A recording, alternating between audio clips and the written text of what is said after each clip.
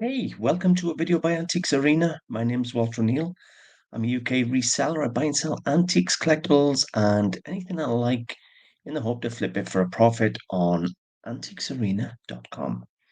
You won't find me on eBay, only on my own website, so check it out. There's over 3,750 items up for sale on there. Today, I'm going to share with you a little bit of a jewellery haul and silver haul that I've had from my local car boot sale.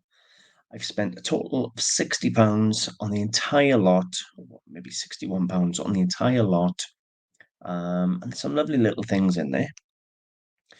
So if you like sparklies, stick around and yeah, hope you enjoy.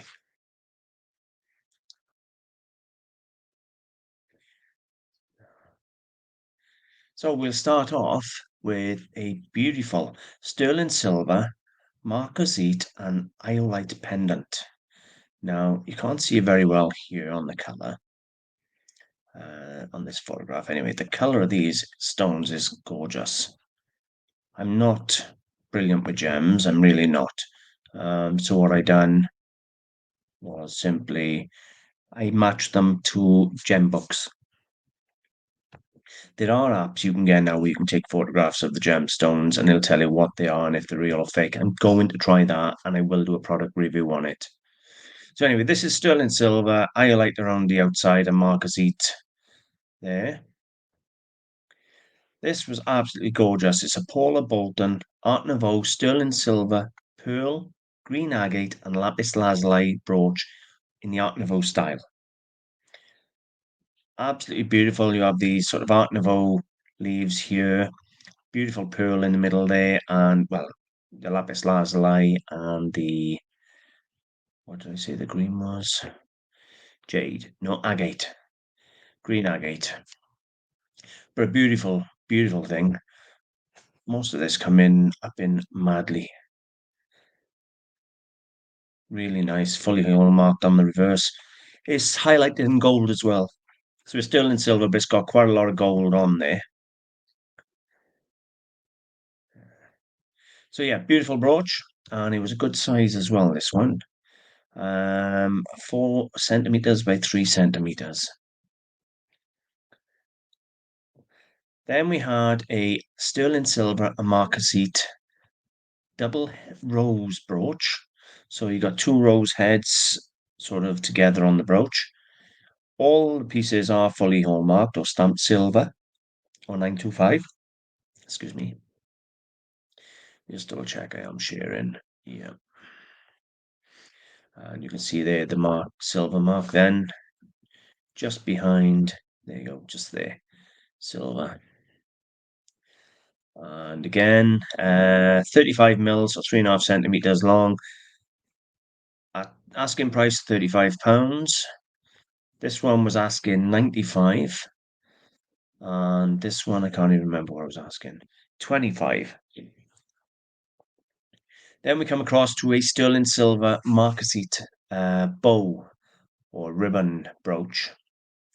40 mil. And very important you check that there's no Marcasites missing. Looking at the photograph there now, I've left a bit of silver paste where I cleaned it. I give them a little gentle clean. I didn't see that when I done the photograph. I might change that. I only clean the front, I don't touch the reverse. You can see the silver mark there, but I don't clean the reverse of them.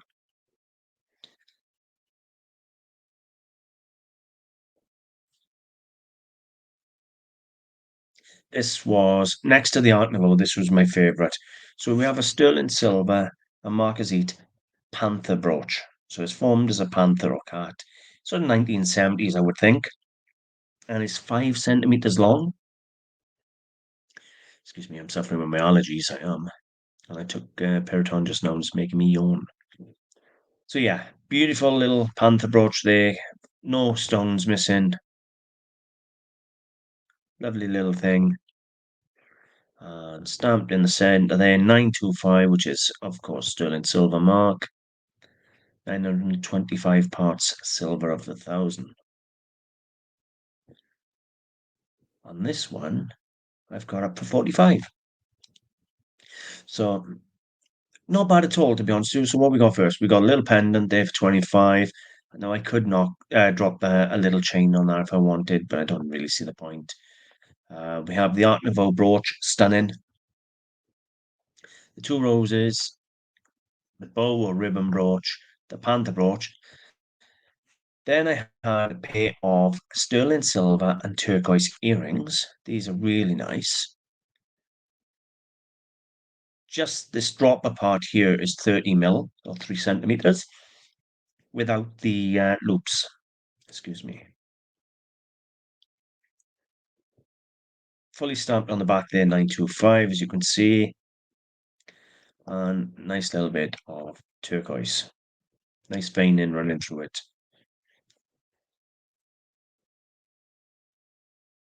Then we had these. These come in off a dealer in all part of the same £60, but these cost me a tenner. Both these off Sharon and Rob. Fully hallmarked. Let me show you the English hallmark. So let me explain this to anybody who doesn't understand it. This first mark here varies. You can have a leopard's head, you can have an anchor, you can have a crown, you can have a shield. This one is for Sheffield. They are the assay office mark. Then you have the lion passant mark, which is the sterling silver mark. Then you have the date letter mark, and then you have the maker's mark. Now these were 1919. And normally I would have put the maker in as well, but obviously the maker's unidentified, otherwise I would have put it in. So the Sheffield English silver 1919, and I paid a tenner from. So a nice pair of silver sugar tongs.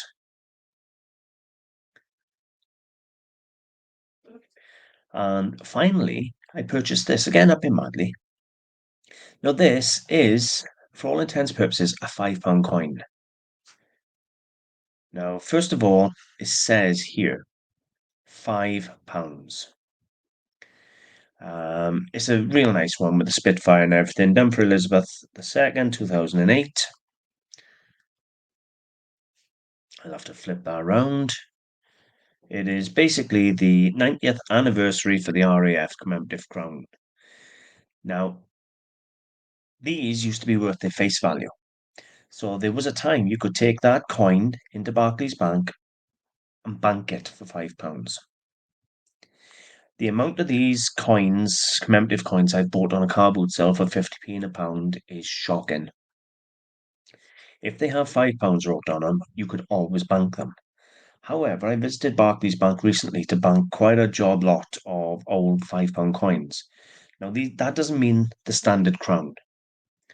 A £5 coin has to have £5 on there. It isn't just the coronation crowns or the 1977 crowns, because they're only worth 25 pence.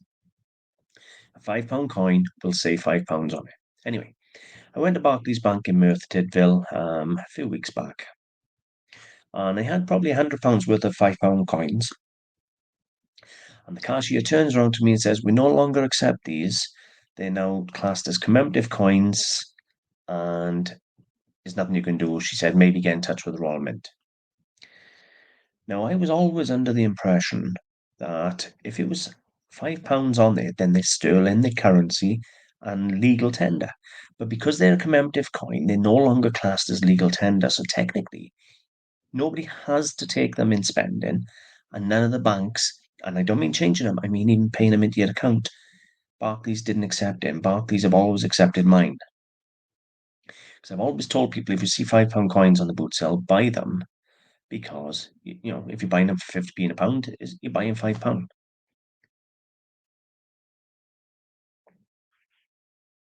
Now, if you take that logic, I've recently seen £20 coins and £50 coins on the car boot sale, which theoretically means you can't bank a £20 coin either. So they're no longer worth their face value, they're only worth whatever you can retail them at as a collectible coin. So that's really interesting to know. So yeah, it took me back by surprise because I was always under that impression, as I say, £5 sterling is £5 sterling. They got to honour it. It's the same now with old paper money. I used to buy job lots, bundles and bundles of old paper money all over the world. I'd take it into Barclays, they'd send it up to London if a negotiation, and they'd actually convert it all or bank it all. And I'd have old £1 notes and things like that. They won't take them anymore either. The last lot I had, I sent up to London through Barclays Bank, and they sent it all back and said, "No, sorry, we no longer accept these." So the days of banks standing by or honouring a face value of a coin or a banknote is over. Now they are, if they're not in currency or in current circulation anymore, they don't have to actually take them. Now the old £1 coins they're still taking, but they're not taking the £2 coins. So interesting one for you. Just keep an eye on that. If you're not planning on retailing them, there's no point you buying them anymore because you can't bank them. Anyway, that whole job lot there cost me about £61. Now you can see the one brooch alone's up for 95, the Panther's up for 45, the sugar tongs up for 30, and then the average across the board is about 30, 25 to £35. So about £30 across the board. That's not a little bad haul for 60 quid. Well, we've got 1, 2, 3, 4, 5, 7, 8 items for £60. Do the math. £7.50, something like that, a piece. And the average out is going out to 30, £35 a piece. That's not bad. It's good profit, good quality jewelry. If it's solid silver or gold, I'm gonna buy it. Anyway, remember that tip about the coins. If you're not a retailer anymore, there's no point buying them. Anyway, I'll always buy them because I'll just sell them on. But yeah, just keep an eye on it. If you're looking at to buy them to bank, you can't do it anymore. Anyway, hope you've enjoyed having a look. It's only a few little bits of jewellery, but I love the Panther brooch and love the Art Nouveau brooch. Thanks for watching, and I'll see you soon, guys.